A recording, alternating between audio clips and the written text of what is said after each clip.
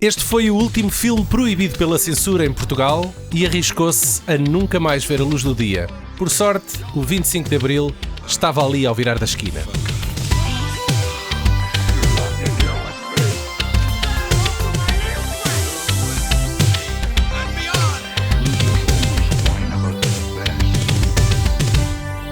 Filmado em 1972, durante a ditadura, O Mal Amado, do estreante Fernando Matos Silva, foi um filme onde todos os envolvidos estavam convencidos que a obra nunca chegaria a ser projetada numa tela de cinema. Afinal, quais são as chances de uma história de um jovem inconformado com o sistema, que chama Portugal de subdesenvolvido e goza com Salazar, alguma vez passar o crivo da censura? Porém, todos avançaram porque, como diz o realizador, sentíamos que estávamos a fazer a coisa certa. No elenco está uma muito jovem Maria do Céu Guerra, que serve aqui de elo de ligação com o Prémios Curtas, o evento que terá a sua 4ª edição, já no próximo dia 11 de abril, e que irá homenagear e atribuir à atriz o Prémio Sintra de Carreira.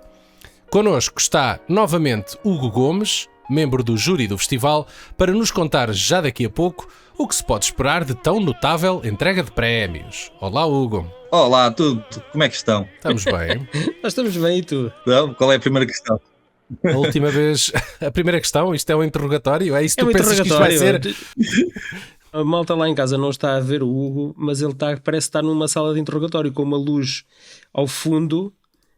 Mas é a fazer contraluz, precisamente, que é para não identificar o rosto. Então é tipo aquelas entrevistas anónimas. Exatamente. Agora temos de distorcer a tua voz, Hugo. E assim levaram para dentro da calinha. Pegaram-me fogo, cortaram-me a pilinha, né?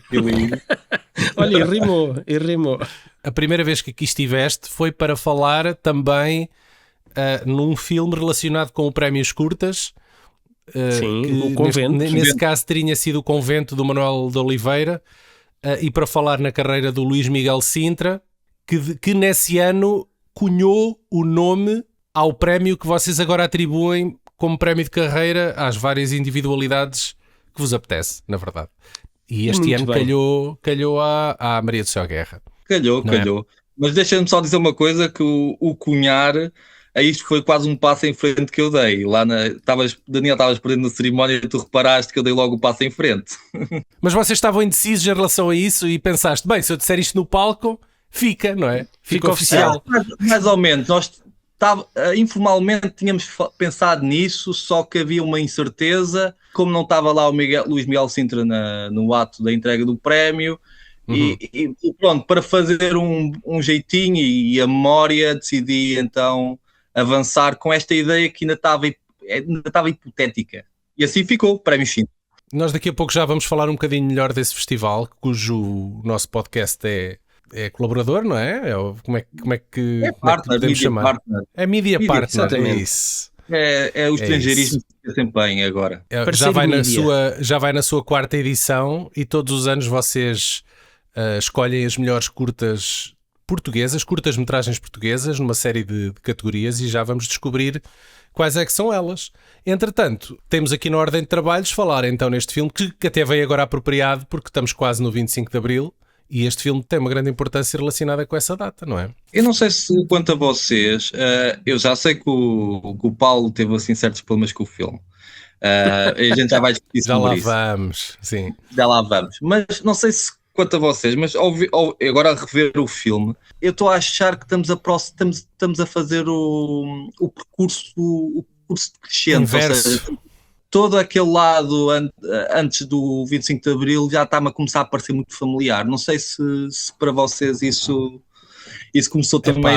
Claro, não é? Há sempre... A história é cíclica, não é? Sim, eu acho que isso é uma das questões que eu também tenho com o filme, é onde é que está o guião original que foi aprovado pela Calouste Gulbenkian para financiar este filme, e onde é que estava este guião que foi filmado, não é? Porque a malta já sabia à partida que o filme iria ser difícil passar ao crivo da censura. Quando o filme foi gravado em 72, ainda não havia um pronúncio da Revolução, eles estavam em plena ditadura. Plena, E eu custa-me já não acreditar- seria, não é? O Salazar já não estava. Certo, Não, é Daniel, Primavera mas Marcelina. estava o Marcelo Caetano e sim. o Estado Novo continuava no poder. Então, não havendo uma bola de cristal e sabendo quando é que seria A revolução, pá, estar a fazer este filme, tal como está, eu tenho alguma dificuldade em acreditar que este foi o guião que foi aprovado Foi apresentado. inicialmente, e tenho alguma dificuldade em acreditar que todas estas cenas foram gravadas naquela altura. Descobrir outro mundo não é apenas um facto imaginário. Pode acontecer aos homens e aos animais também. Por vezes as fronteiras resvalam ou interpenetram-se. Basta estar presente nesse momento. Vi o facto de acontecer a um corvo. Esse corvo é meu vizinho. Nunca lhe fiz mal algum, mas ele tem o cuidado de se conservar no cimo das árvores, de voar alto e de evitar a humanidade. O seu mundo principia onde o meu olhar acaba. Então nós temos o João Mota, ainda bastante jovem, o ator João Mota, que é o João, primogénito da família Soares, e ele tem um brilhante futuro pela sua frente. O seu pai está a certificar-se que é isso que acontece, conseguindo-lhe o seu primeiro e provavelmente o último emprego da sua vida. No seu primeiro dia de trabalho, ele conhece a Inês, interpretada pela Maria do Céu Guerra, que ela é a sua chefe de departamento, e é uma mulher bastante emancipada e desinibida, que demonstra um interesse no João, que no início parece ser mútuo, mas que ao longo da narrativa se transforma num enredo de controle e ciúme.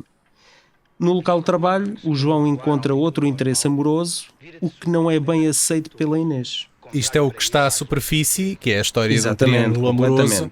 Completamente. Mas obviamente que o filme depois é feito de uma série de retratos das Sim, conversas, das situações da época, que vão demonstrando então este sentimento de descontentamento que as pessoas já viviam em relação exatamente. a um sistema eu acho que o filme não é ultrapassado. coeso. Eu acho que o filme é um bocado... Espera aí, eu quero dizer que o Hugo estava aqui a folhear um livro que eu por acaso também passei por ele na net.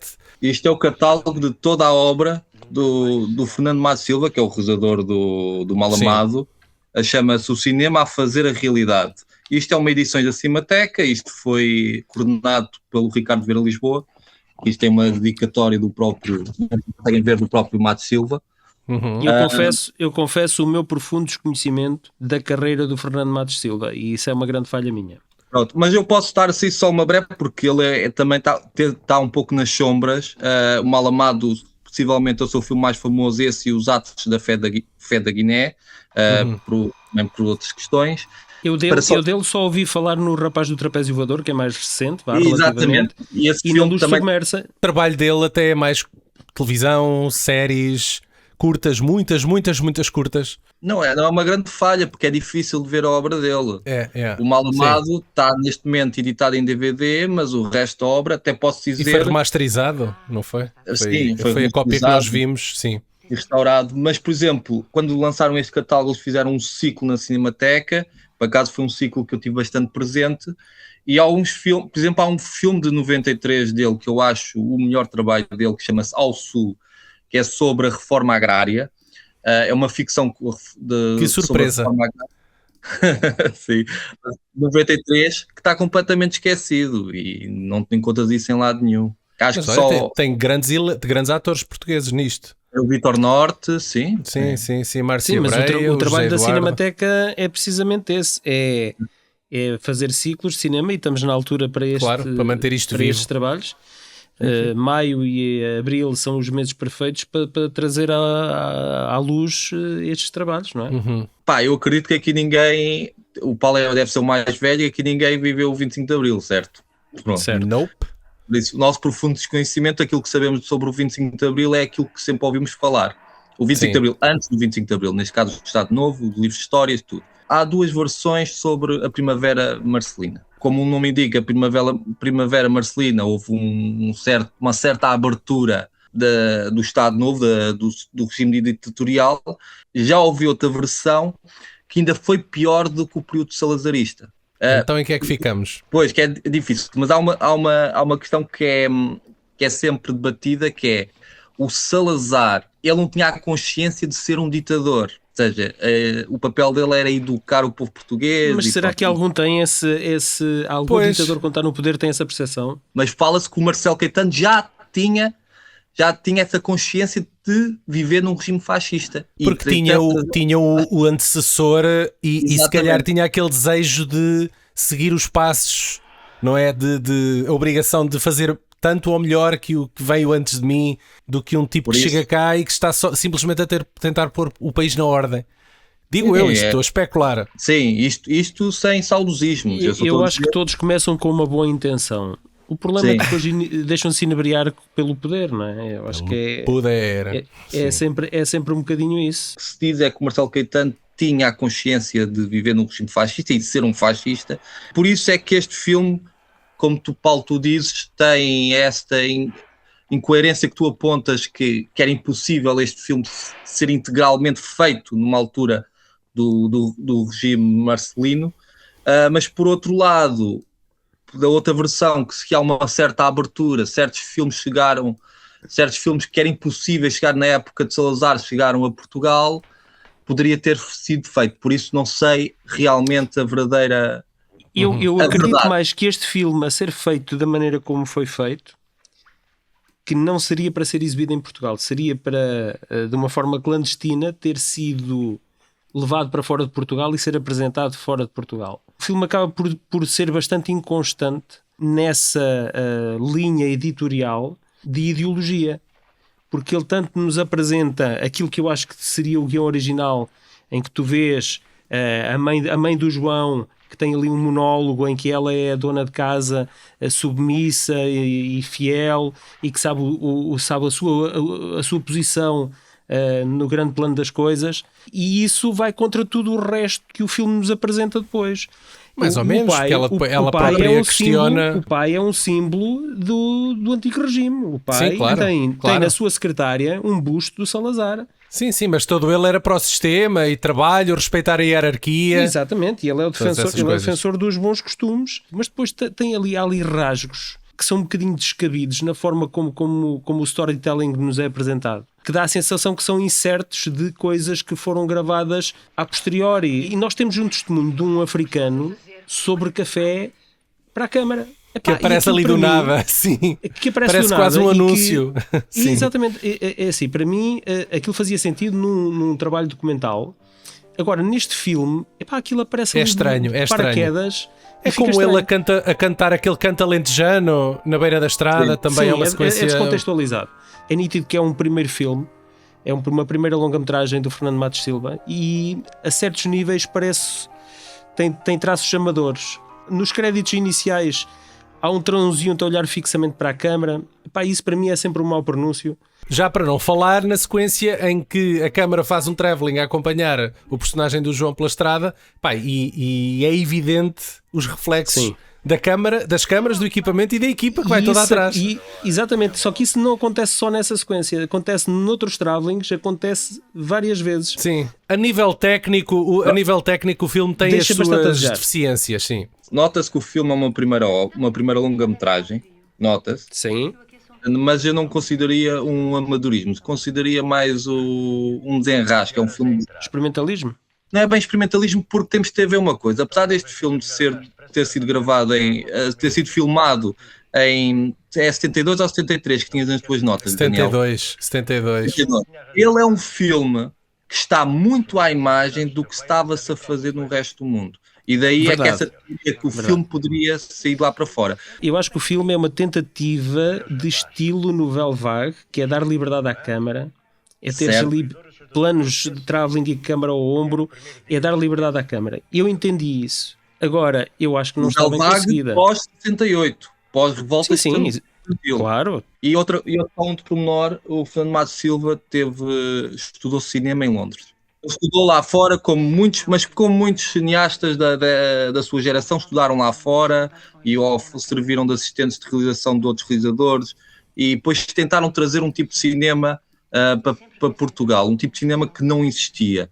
Obviamente, o Fernando Matos Silva foi assistente de produção nos Verdes Anos, uns anos antes. Do Paulo Rocha. Obviamente, e era outra coisa que eu ia dizer, que era, ele veio um bocadinho tardio do chamado cinema novo, que é do Paulo Rocha, o António Novela vaga. Macedo. É a nossa novela vaga, assim dizendo, do Fernando Lopes. Sempre a chegar E, tarde, pronto. né, Portugal? Chega tarde. Mas ao contrário desses filmes que eu te citei que inauguraram o cinema novo, eles foram feitos antes do movimento estudantil, antes da Revolução Estudantil de 68. O Maio 68 foi muito, não só para o cinema, mas para várias artes, ele mudou muito o aspecto e levou uma certa política, uma política rebelde, guerrilha, este dito cinema de guerrilha que o Paulo estava a falar do amadorismo, que é muito o cinema de guerrilha, o cinema de rua, e trazer não atores. E a outra questão que eu acho que o Paulo vai falar daqui a pouco, mas eu posso já anteceder, é nós vamos criticar muito as interpretações dos atores nestes filmes. É quase teatro de escola, não é? É quase teatro de escola, mas eles não é a interpretação em si. A performance serve como cápsula para a mensagem. Para a mensagem, ok, sim. Todas as personagens aqui, quando vão falar ou quando vão fazer um movimento qualquer, estão a fazer uma reclamação política. Até a própria personagem da Maria do Céu Guerra, que é o primeiro papel da Maria do Céu Guerra em cinema, foi neste filme. E que estreia. Uma estreia, exatamente. Quase não é um fantasma, mas uma cicatriz da guerra colonial, da guerra ultramarina a acontecer. Certo. Por isso é que ela está constantemente... É um dos elementos, sim. Assombrado pelo fantasma do irmão. Certo. E fazer amor com ele vestindo o uniforme do irmão. O que é que vocês acham? Ele andava a comer o irmão? Pela forma como ela fala, não dá a sensação que tenha... Parece platónico. Quando ela pede ao João para vestir o fato dele e os dois saltam para cima da cama... Sim, mas eu acho que foi sempre uma relação platónica. Foi a minha interpretação. Sim, da mas já cena. deu para perceber que tu és muito inocente no que toca a relações afeto-sexuais entre as pessoas. Quando eu não consegui entender que o Entrevista Brad com Pitt, o vampiro, não é? Sim, na Entrevista com o do vampiro é um Brad filme Pitt e gay. Tom Cruise. Pois é, eu ouvi essa história. A sério, Paulo, não percebeste o Homero e Não, o meu gaydar está variado. Assim como no Pesadelo em Elm Street 2, também não topei nada, zero. Mas aí... Esse quando era miúdo, quando o vi pela primeira vez, não me pareceu. Mas Sim, depois, esse aí é perdoável. Tudo bem. Mas o terror tem muito isso. Muito o género de terror dos anos 80 tinham mensagens homoeróticas ou dissimuladas. Sim. Sexual muito simuladas. Pronto, eu gosto de ver o terror pelo terror. És um gajo muito simples. Sou um gajo muito simples. Eu vejo só tudo o que está à superfície. Não vou ao fundo do iceberg. Eu sou da opinião que a saga do Velocidade Furiosa é gay, automaticamente. É gay. É extremamente gay. Mas é na mesma linha do Top Gun, então. Exatamente. Epá, não me digam isso não vale. Epá, isso. Não, se vocês estão a dar cabo da minha infância, pá. Então, mas espera lá, Calem-se Paulo. lá com isso. Isso é homofóbico, pá. É só por causa da história lá dos gajos andarem de peito desnudo a jogar voleibol na praia, pá. Acho que não é só por causa disso, mas vá. É a discussão quem é que fica por trás. É, you can ride my tail anytime. No cockpit. Mas voltando ao mal amado. Sim. Voltando ao mal amado. Bem, tecnicamente o filme deixa aqui bastante a desejar. E isso eu não consigo perdoar nesta fase do campeonato em Portugal, quando nos anos 30, 40, 50 e 60 havia filmes portugueses tecnicamente superiores. Epá, tu tens aqui malta 40 anos antes a fazer coisas tecnicamente superiores a nível técnico, tanto no som como na imagem e como na edição. Epá, isso para mim torna este filme um bocado imperdoável algumas das coisas. Nesta altura, filmar a preto e branco já não era antiquado? Não, isso eu não concordo. Não? Via-se muitos filmes que ainda estreavam em Portugal com anos e anos de atraso. Nós agora reclamamos de um filme estrear com 3 anos de atraso, lá eram para aí 10 anos.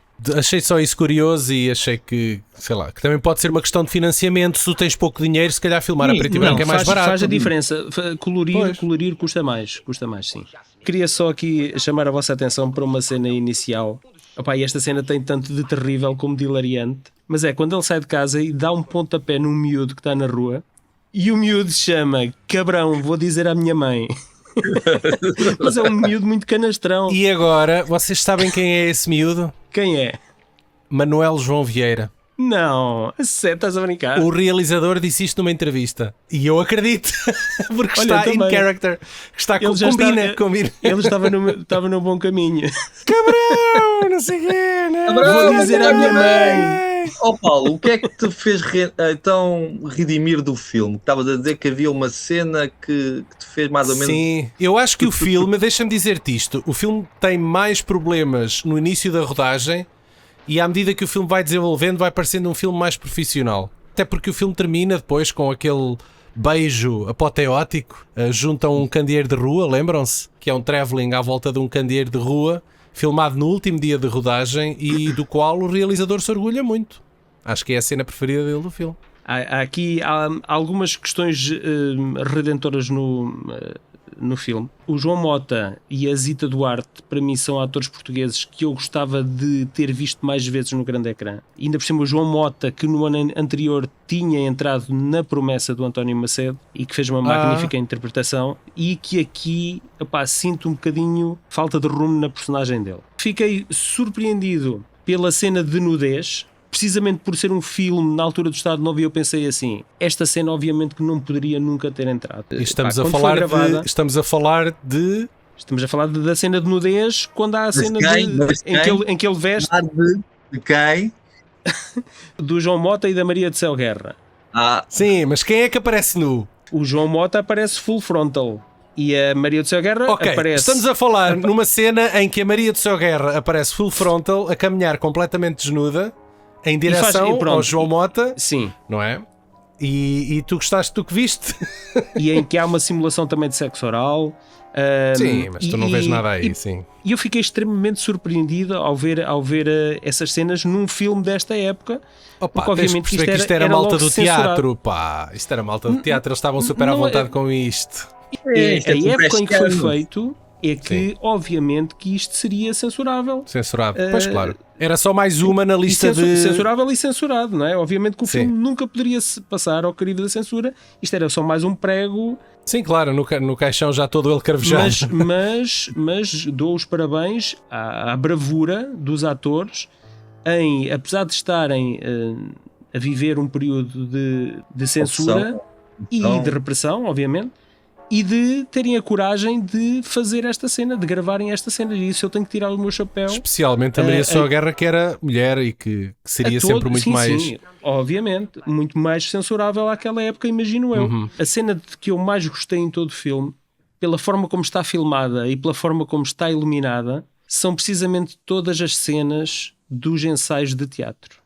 Eu não gostei nada dessas partes. Que eu acho que estão fabulosos. São os momentos de redenção que eu vou buscar ao filme.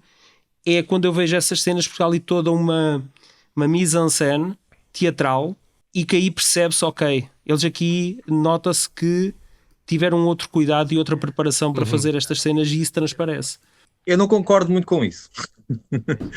Eu acho que essas cenas teatrais, que é um teatro muito brechiano, envelheceram muito mal. Aquelas sequências é que mostram mesmo a época onde o filme foi feito. O pensamento do realizador em eu quero fazer igual ao que estão a fazer ali fora em França, não é? Sim. É muito copy-paste de outras experiências que já se faziam lá fora nessa altura. Eu acho que a cena do café, ou bar,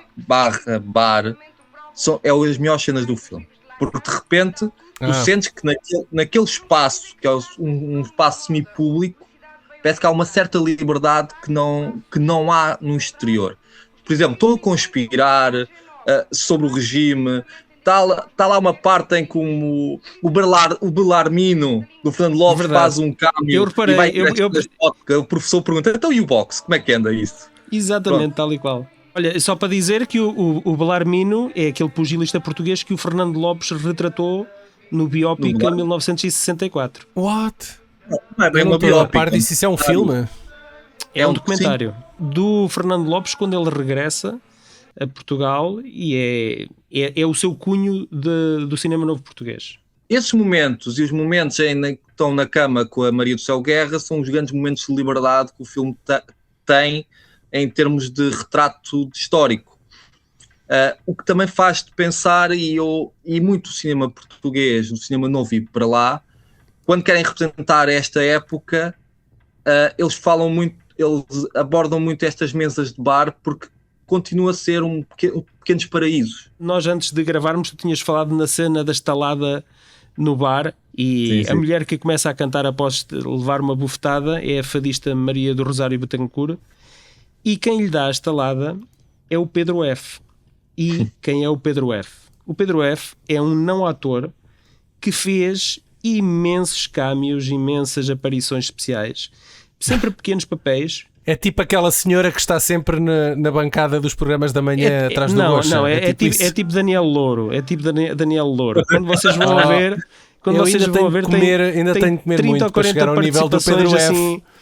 Mas pronto, mas ele era, na verdade, operador de câmara. Ele era assistente de realização, assistente de câmara e operador de câmara. Essa era a sua função. A questão é que ele dava uma perninha também como ator e às vezes... Dava.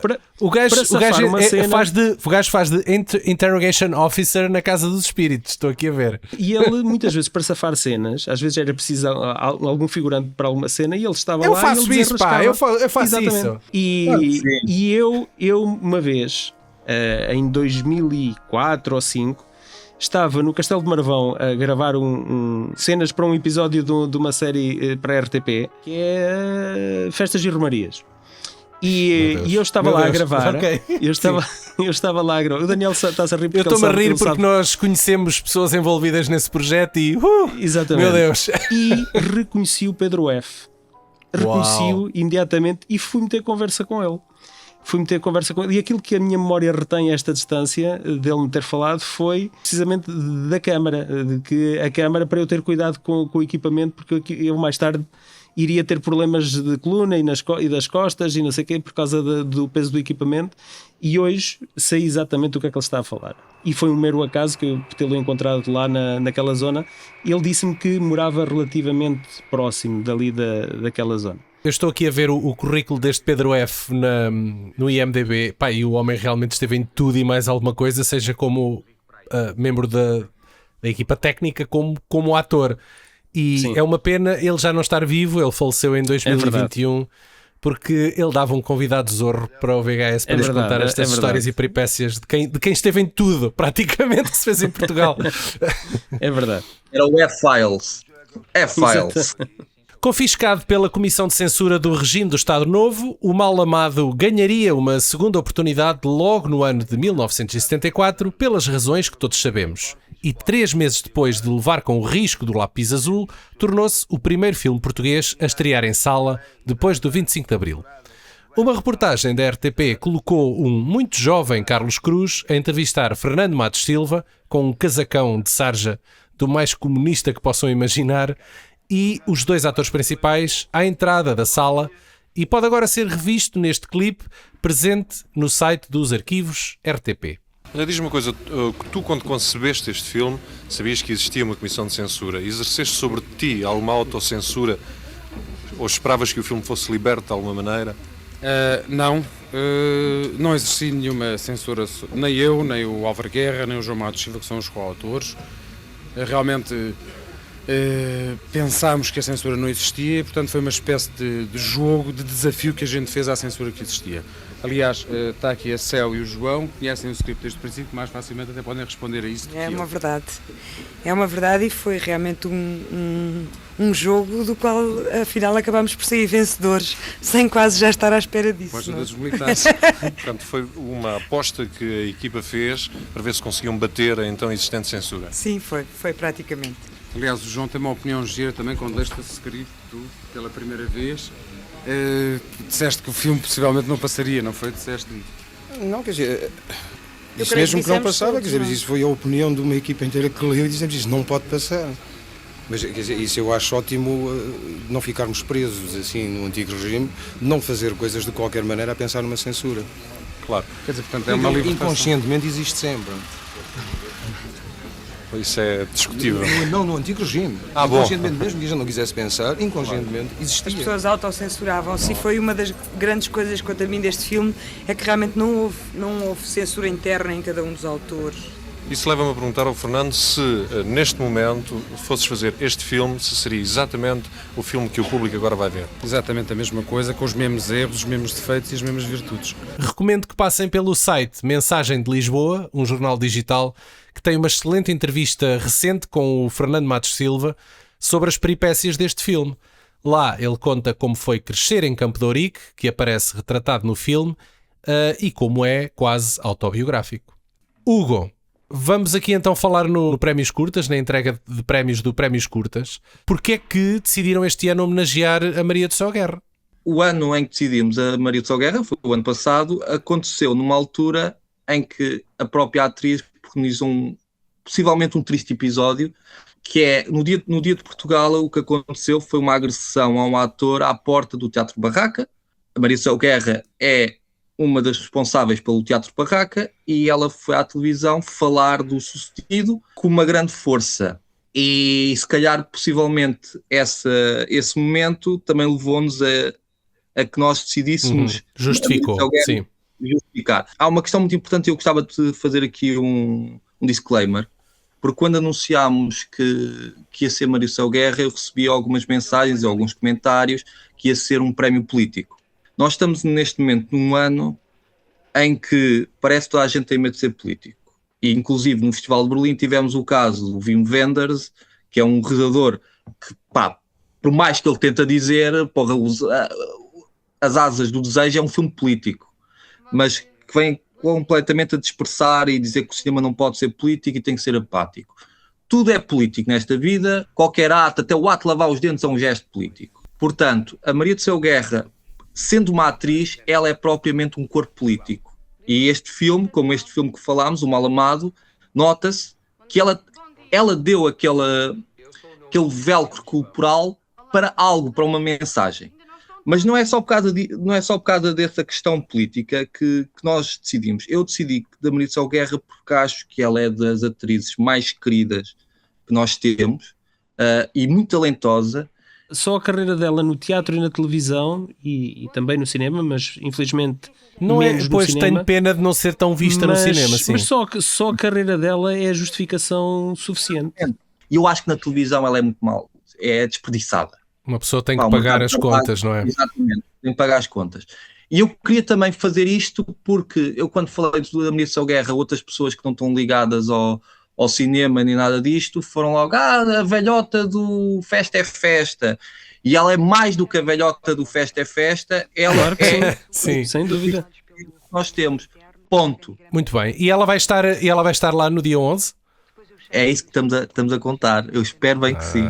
Da filmografia dela, eu vou só destacar aqui alguns filmes que eu vi. Contam-se pelos dedos de uma mão, meio de uma mão com 6 dedos. Os Gatos Não Têm Vertigens. Eu vou aqui por ordem cronológica de mais recente para mais antigo. O Portugal S.A., Os Cornos de Cronos, A Crónica dos Bons Malandros e A Fuga. Estes são os únicos filmes em que eu a vi em cinema. Esses 5 eu mandava 2 fora. Quais? Eu não mando nenhum. Queres dizer? Quero dizer, há um filme que eu tenho grandes problemas, e publicamente já o falei. Então diz lá. Gatos Não Têm Vertigens, eu tenho problema com esse filme. Eu também. O Maria do Céu Guerra é o melhor do filme. Mas certo. já que passamos ao Mal Amado, um filme político, o Gatos Não Têm Vertigens, um filme de quê? 2014. Muito obrigado. Tem aquele diálogo infantil sobre o Salazar. Quem é que escreveu? Não me lembro. Escreveu aquilo, mas não na série. Eu posso dizer quem é que escreveu, foi o Tiago Santos, está aqui. Eu conheço o Tiago Santos, pessoalmente o Tiago Santos e tudo. Ele já lhe disseste? Não, ele é um bom argumentista, desculpa. Em termos de diálogos, e o António Pedro Vasconcelos, a trabalhar com o António Pedro Vasconcelos, os diálogos do Call Girl ou do Belo e o Paparazzi, por mais pedras que podem tirar ao filme, os diálogos daquilo é excelente, são excelentes. Sim, alguns deles até deram memes, né?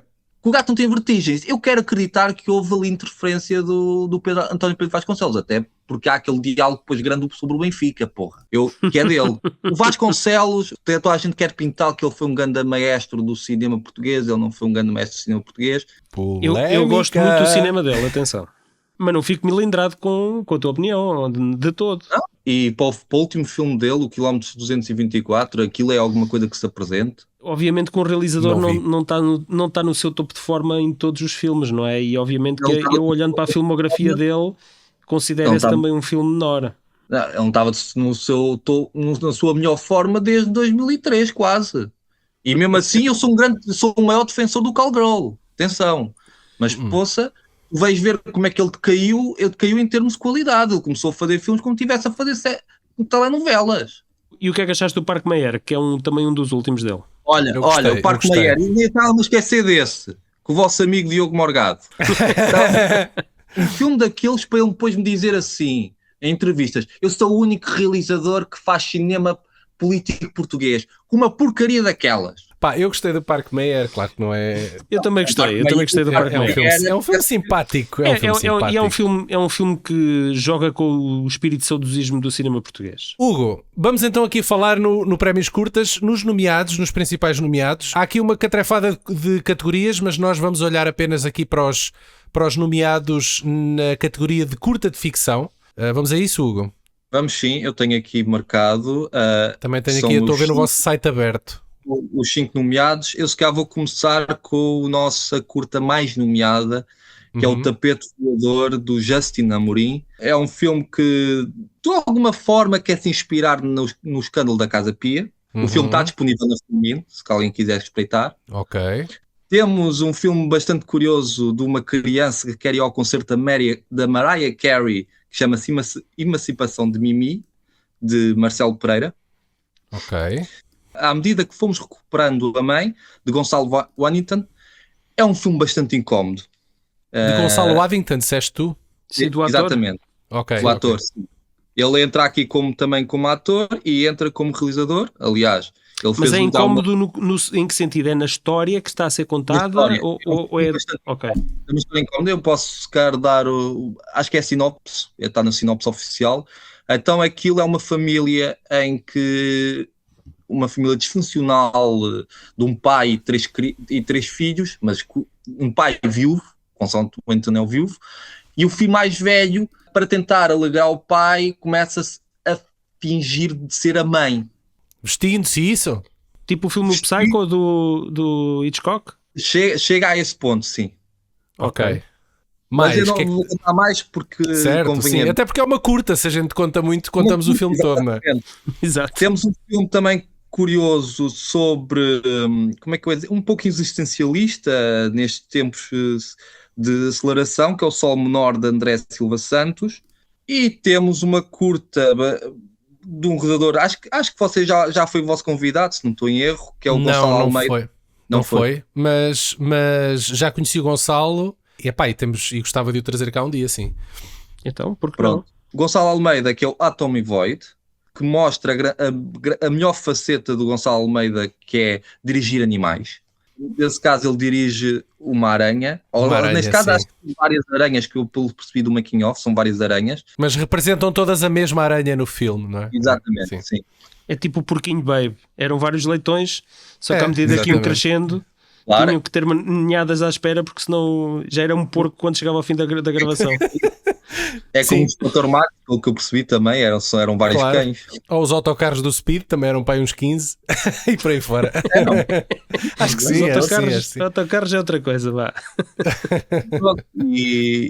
E acho que se estas são as curtas principais. Estas curtas que eu falei têm depois outras nomeações ao longo do nosso certame. Vocês têm montes dela, atores, atrizes, montagem, fotografia, cobrem as categorias todas. É os Oscars das curtas portuguesas, exato. É os Oscars das curtas, e este ano temos uma categoria especial nova, que é curta casting experimental. Não enganei. Não. Agora agradando a todos com o casting por causa da Isabela Zoá, que é a nossa jurada também. Ela foi nossa convidada no episódio anterior. No episódio anterior, sim. Quem não ouviu, vai ouvir. Não sei se tens aí dos jurados. Pronto, se quiseres mencionar. Um deles és tu, não é? Eu não queria, porque somos tantos, eu posso me esquecer de alguém, mas a Isabel Zoá é obviamente o nome mais sonante que nós temos. Mas está aqui, espera aí. O júri passou a contar com 15 pessoas: Isabel Zoá, Lília Lopes, Rafael Fonseca, Rita Cadima de Oliveira, Samuel Andrade, André Pereira, Bernardo Freire, Bruno Gascon, este eu conheço, Carolina Serranito. Então, o Bernardo Freire também o conheces. É o nosso crítico de cinema aqui de cima do Norte. Francisco Rocha, Frederico Corado, Hugo Gomes, este não faço ideia. O Frederico Corado tem que ser nosso convidado também um dia destes. Episódio futuro. Inês Moreira Santos, Jasmine Betancourt e Rafael Félix. São estes os digníssimos jurados. E, pelo que eu ouvi dizer, eu vou lá apresentar um prémio. Só para relembrar, então, a entrega de prémios é agora no dia 11 de Abril, calha um sábado, às 7. Vai acontecer onde isso? Vai acontecer no Fórum Lisboa e estamos à espera que aquilo prolongue até à noite, até o resto da noite. Possivelmente haverá after parties, bebidas, cafés e pastéis de Belém. Haverá lá podcasts que vão estar lá presentes. Há um podcast que vocês conhecem que é o VHS, que é Media Partner. Não recomendo. Lá eu. Nos encontraremos. Epá, e obrigado por te juntares a nós aqui neste episódio. É sempre uma boa conversa e um prazer ter-te sempre aqui polémica, como sempre a espalhar polémica. Quanto mais não seja, que os prémios curtas sejam a desculpa para isso. Então até para o ano. A vós, burgueses que nos olham de alto da vossa varanda do julgamento da moral e bons costumes, sejam clementes na vossa crítica, não como o Hugo, não é? E abracem a diversidade em todos os formatos, senão ainda acabam como o João, com um tiro nos cornos. Visitem-nos no Spotify. Alert. Fui spoiler. Alert. Fui spoiler. Visitem-nos no Spotify, nas redes sociais, comentem, digam olá ou mandem-nos dar uma volta ao bilhar pequeno. Até à próxima e vejam bons maus filmes. Ou melhor, bons filmes maus. Olha, eu disse vejam. E vejam bons filmes maus. Eu vou escolher o beijão. Que é tipo... Vejam.